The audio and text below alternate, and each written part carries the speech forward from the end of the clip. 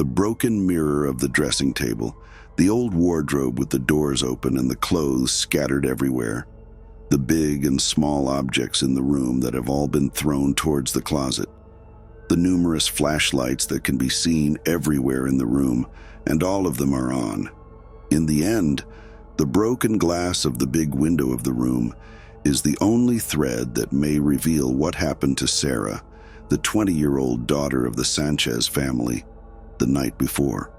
Everything was so strange that the police department was forced to send an agent to the forest villa of the Sanchez family that night to investigate the matter. Why should an educated girl, who according to her family is calm and sensible in pajamas and bare feet, throw herself from the window of her room on the second floor and run away, when she could have easily left the room? Even there were also questions for the experienced Agent Patterson. Sarah was mentally healthy. She had a close and friendly relationship with her family and people she knew. She didn't use drugs and alcohol, and all of this refuted all of Peterson's initial possibilities. But in just a few hours, something went wrong. Had understood. The Sanchez family was hiding an important secret. He understood this from the chatter and hints of Sarah's parents. Sarah's father did not want his wife to reveal everything about Sarah. Because of this, when Patterson found himself at a dead end in the mystery of Sarah's disappearance, he said that he could not help find their daughter until he knew everything. This sentence was enough for Sarah's mother to tell the story. It all started 3 months ago. Sarah had suddenly left school and university and returned home. Her behavior became strange, and she did not talk to anyone. She doesn't sleep at night. The lights in her room were always on. When 2 or 3 nights ago a storm caused a power outage, she was so scared that she filled her room with a lot of flashlights so that it would always be on. Sarah was a brave girl, but now she is afraid of everything.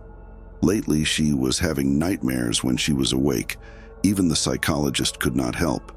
Agent Patterson thought he found the answer.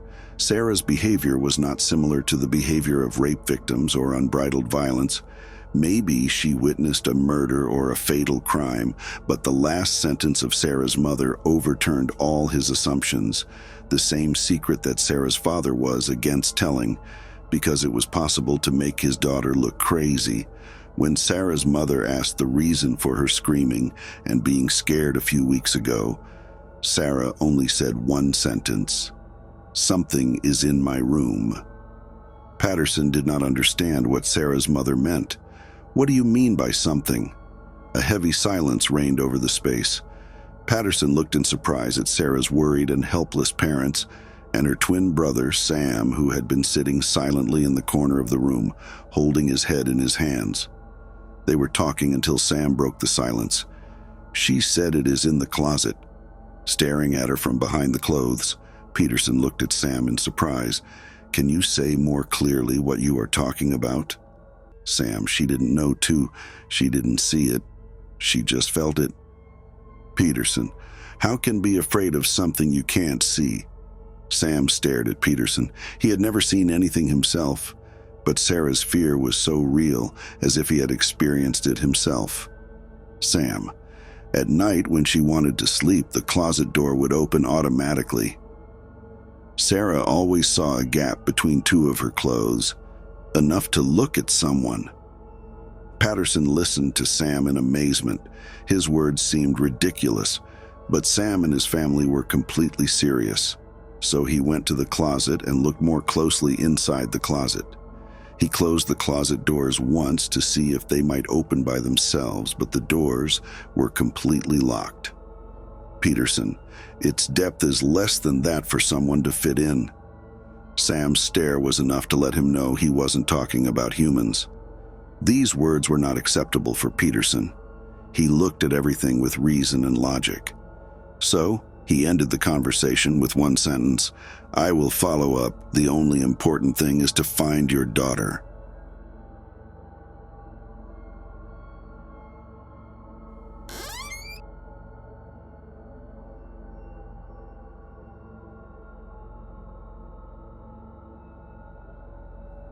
The police had formed a search party.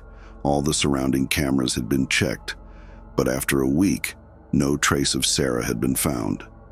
Meanwhile, Sam was the most impatient. He knew very well that neither Peterson nor anyone else could help his sister. How can you help someone when you don't believe her? This was the same mistake he had made with Sarah. Sam didn't listen to his sister like the others and always mocked or scolded her for her fears. That's why on the night of the incident when Sarah asked him for help, he didn't pay attention and only reached the room when he heard the sound of breaking the window. But it was too late. The screams and shouts of Sarah, who desperately called him, could not be erased from his mind even for a moment, and for this reason, he considered himself to be the first to blame for Sarah's disappearance. During the day, he was with the search party in the nearby woods, and at night, he walked around Sarah's messy room, checking everything carefully to find a sign. But it wasn't enough. The only way was to review all of Sarah's words and behaviors that he had not heard and ignored in the past 3 months. Maybe he would find an answer. And the only person who could help him was Dr. Jones, Sarah's psychologist. Dr. Jones was a family friend of the Sanchez family who had lost her husband many years ago and was living alone. She used to visit some of her friends or special patients, including Sarah, at her personal home. Sam was sure Sarah had told Dr. Jones everything. When Sam arrived at the doctor's villa, it was night, a cozy and quiet villa next to a beautiful pond, which, of course, due to the storm a few nights ago that caused widespread power outages and damages.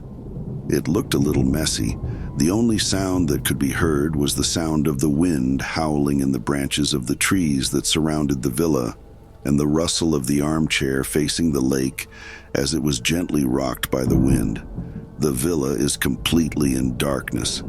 Sam knocked on the door several times, but the doctor didn't answer, which surprised Sam, because they had talked to each other the day before and were supposed to meet Sam and talk about Sarah, when the doctor, who had to spend some time in town due to the storm, returned home to pick up some supplies.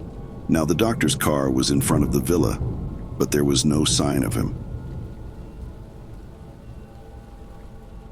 Sam went to one of the windows of the villa and looked in to see something, but nothing was visible in the darkness. He dialed the doctor's number with his phone, and soon he noticed a light from inside the house. He stared into the house. The doctor's mobile phone was on the coffee table next to the sofa, and its screen turned on and off with Sam's call. Every time the phone screen was turned on, the interior of the house would light up for a moment, and a shadowy image could be seen from inside the house, and everything would go dark again. Sam pressed his face completely against the glass to see better. At first, it seemed that no one was home, but gradually something caught his attention. The long white lace curtain that was in front of the door facing the pond was being played with the wind and was going up and down. But there was something else that Sam couldn't see properly. A ghostly representation of a woman, although one couldn't tell for sure because her body shape was a bit odd, especially the shape of one of her legs. The movements of the curtain, which constantly covered the woman's body, did not allow Sam to have a better view. But one thing was clear: she was staring at Sam, and every time the phone screen turned off and on, he noticed him moving toward his, a strange and unusual movement, as if she was dragging a leg. Sam had only one thought in his head: Mrs. Jones must have had an accident. So he hurriedly went to the open door facing the pond and entered the house. He turned on the flashlight of his phone and looked around. He was sure that he had seen a woman, but now he was alone, although he felt the presence of someone in the house. The fireplace was on, and the doctor's bag was on the sofa, but there was no sign of him. He heard a voice. The muffled voice of a woman could be heard from the doctor's consulting room at the end of the corridor. As he went further, the voice became clearer. It was Sarah's voice talking to the doctor. Sam rushed into the room, only to find that the sound was from Sarah's psychotherapy sessions, playing from an audio tape that was sitting next to Sarah's file and some other tapes on the table. Everything indicated that the doctor was at home, examining Sarah's case, but not himself. As he called out to Dr. Jones, he unconsciously overheard part of Sarah's conversation with the doctor. "Doctor, something happened, or why were you afraid?" "Sarah, can you close the door to your room?" "Doctor, the door is closed." "Sarah, I mean the door behind your back." Sam, who was standing right next to the doctor's chair, turned and looked behind. It was the doctor's private room, the door of which was half open. Sam caught the light on the half-open door and walked towards it, still peering into the darkness inside the room. "Sarah, he is looking at us." As Sam got closer to the room, Sarah's gasps of terror became more intense. But then he hears another sound, the sound of a wooden door creaking from inside the room. Sam entered the room, and the first thing he looked at was the gurgling sound, a large and wooden wardrobe for clothes. The closet door was open, and it was shaking due to the wind coming in from the window. Something strange caught his attention. Right in front of the closet, you can see the broken pieces of a coffee cup and the coffee that soaked the parquet. Sam moved the light of the mobile slowly in the direction where the pieces of the cup fell. A little distance away, one of Dr. Jones's shoes had fallen as if he had taken them off in a hurry, and a second one was a little further back. But there were other things that littered Sam's body, a few broken pieces of a woman's fingernail. That fell on the parquet. Sam's heart was beating fast. He felt that something bad had happened. Moments later, Sam's nightmare was complete when the light from the phone fell on Dr. Jones' motionless legs. His breath fell. He wanted to shine the light on the doctor's face, but he was afraid of what he might see. He had no choice. His hand was shaking, slowly brought the light to the doctor's face. The doctor was definitely dead, but not a natural death. What happened to her face? Her eyes were wide open with fear, and fear was dry on her face.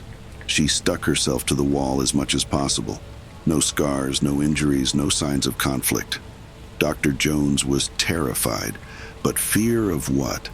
Sam was afraid of the answer that was spinning in his head, but he could not deny it. The broken cup, the shoes off the feet, the broken nails, and the eyes staring at one point. The closet. Sam stared into the darkness inside the closet. You only think about one thing: the connection between Sarah's words and what happened to Dr. Jones. He was so engrossed in his thoughts that he did not notice the woman who was standing behind him in the dark and approaching him. Sam tried to control himself and call the police, but he heard the sound of something dragging on the parquet coming from behind him. He turned back, and from what he saw, the blood froze in his veins.